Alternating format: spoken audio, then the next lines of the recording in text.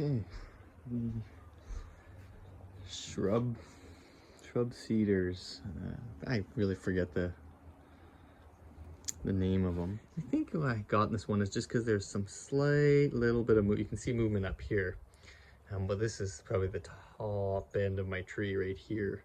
I'll have to kind of see where I think I can. A little unlike my other one that I had done, there was a lot of branches that I could sort of turn into an apex. So this is going to be a little bit different. Like this might be the apex right here. This and this. Yeah, there's a lot of little growth in here. This is probably actually going to be my apex. So, which means all of that is going to get reduced. But what I think I chose this was just because there's a little sense of movement. It kind of here, and then you get some movement up in there, and that is really intriguing because so many of these trees that I see are just straight up. So that was something a little different. So I think that's why I acquired this. And you do have a nice root there to kind of make a nice root flare a little bit. Unfortunately, there's nothing on this side. Like these were exposed a lot, so they're dead. This kind of goes down and then it shoots in a bit, hugs. You know, I have this root, which is really awkward and strange angle. This one's okay, but it's just not providing much. And so, like a lot of these, they also split right here, or they split somewhere. And, you know, if they split low, you know, you're having a situation to, you know, really see about getting that base really thick and how you can do that. But what it does is that, you know, if I was to say I like this angle, because, you know, it's got a nice little zig there. Let's just see if there's some other side.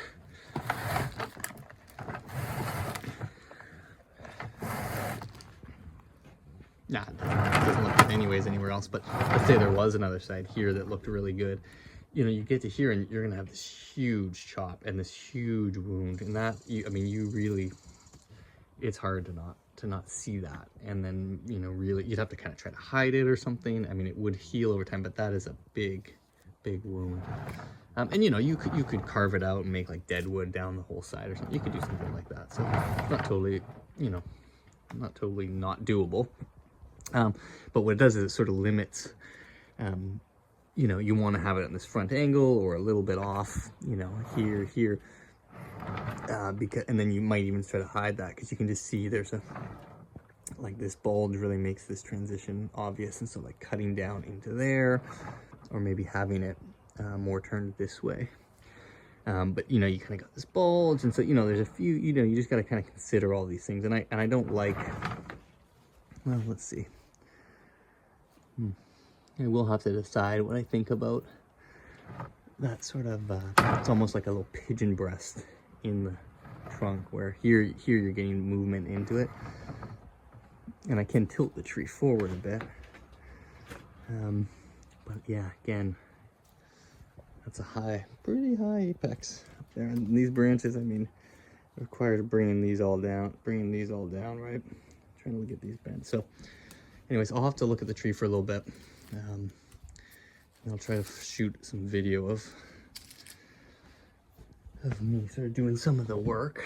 Oh, another thing is I had it in soil up to here, right? So I put it in the container, and then I left it in the container for, well, I did this last year, so it stayed in the container all year, and not you know, little bits grew out. And then about a month ago, was it even a month ago? Not even. Yeah, a month, I guess it was a month ago, 4 weeks ago, I put it in soil, and you can just see the roots it produced. I mean, it just took off, and these were bigger. I've actually chopped these back. I didn't want them just to dry out, so, but I was actually quite surprised at the root growth it was putting on basically all August. And so I just think these trees are you know, not bred for, well, yeah, kind of bred for that kind of, vigor, and that's why they're, you know, that's why they're used for hedges and stuff, right? And so, but yeah, it's going to be a big reduction. One of the things I was thinking about was last time I had done this middle of August, and so maybe, just maybe, there's a, you know, a sort of a, what do you call that, huge root production, and then also growth of this type. So there's this new growth, and there's little new growth shooting out here. And maybe last time I had cut it just before this, right? Because I mean, luckily it's not shot out tons, but as I chop it down, you know, I want to kind of be before that, just like you would be in the spring. And so the timing of this, we'll see how this responds, right? I'm expecting this will respond okay, but it might just be that there's this really nice window, and I might be just, I'm thinking maybe I'm just at the tail end of it. You know, just before this had shot out, and probably while this is growing, and then yet not too hot outside. Then when, you know, once you take all that foliage off, the tree just can't cool itself and it just gets way too hot. So, you know, finding that little sweet spot. I might have just been lucky that one year, because usually mid-August for us would be still quite hot, 30 degrees plus weather. So yeah.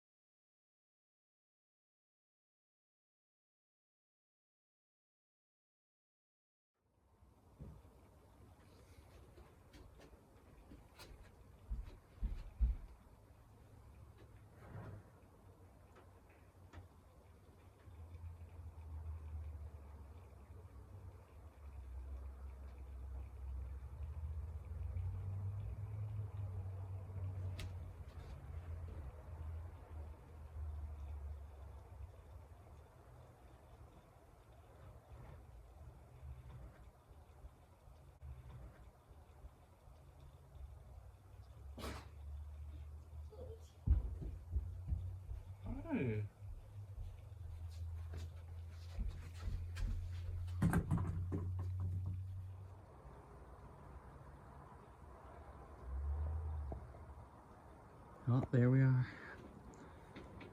Zoom into the base a bit. You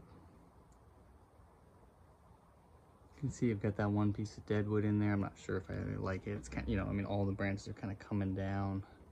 And you got that one little whoop. But it, you know, if I do keep the top, then yeah, it's you know, I always debate here. Less is where I was last time, and then I ended up taking off the whole top, of course.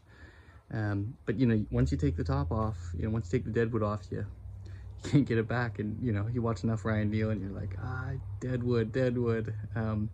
So I don't know if this tree needs it or wants it. I mean, one of the things that's really kind of cool is that, is that you get rid of that back bit, and you start to get some nice taper right to the top, right? So there is this little sense that you could really define some taper at the top, and the taper's not bad. I mean, you really have this section that's sort of the same, and right there off the back, you can see there's a big wound, is where the other, you know, the other huge top split the trunk, and so you had that the same, and then you kind of have up to there, and then you're gonna have this little bit. So it's not like it's a really nice taper, but super happy with how this turned out. I was a little worried I didn't have enough lower branches, but it turns out I feel once I got in there it was fine. Really had to crank these branches down. This has a guy wire on it, this one. You know, these were going straight up, and this is the nature of the tree. It just goes straight up. And so, you know, I'm always gonna be fighting that. But yeah, really happy. Managed to get a nice top. You know, it's a bit flat, right, as it is. But I've got all kinds of new growth in there that's gonna shoot out, and I can use stuff. And I had a branch coming off here that I thought, oh, maybe I could use that, but then I'm gonna, you know, that sort of taper effect lose. So, you know, I do eventually think that top will come off. I just can't do it right now. Because like I said, once it's gone, it's gone. But yeah, it's just really nice. And let's see if we can get a picture of the back here. You know, so there's some big wounds. You know, this branch, which is that sort of primary branch that goes to the left, you know, the primary branch that goes to the left there, comes off the edge of this, because I would have wanted to just take it right there, sort of the shoulder. So, you know, maybe that branch goes, but you can imagine what happens if I lose that branch. It just gets so sparse. And it's sort of my You know, it's sort of my defining branch, my character branch in some sense. And I'm really happy with the way I got these to curve and down. And I noticed that this sort of upward movement at times, so instead of it just having it come down angled, pulling it back up and then down, you know, getting that nuance in the branches was just really added something. You know, I do have this sort of a bar branch happening, and eventually that could swell. So, you know, maybe at some point one of these go, and luckily I have a branch here. So, you know, maybe this one goes eventually and that turns around. And again, like this, it's pretty thick up here. Got a few little buds there, so maybe they grow out, chop that, bring it out, you know, so it's got a lot of room to develop, but so much fun, you know. What, $20 for these? Grow them for a year, so it was last season I got it, last spring, right? And so planted it in there, and now it's the 3rd week of August. And so, you know, had the whole growing season, another season, and the roots, just plethora of roots. It's quite vigorous. Just sort of had it in the back of my garden, not doing a lot. And now look at it, it's just, yeah, just gorgeous.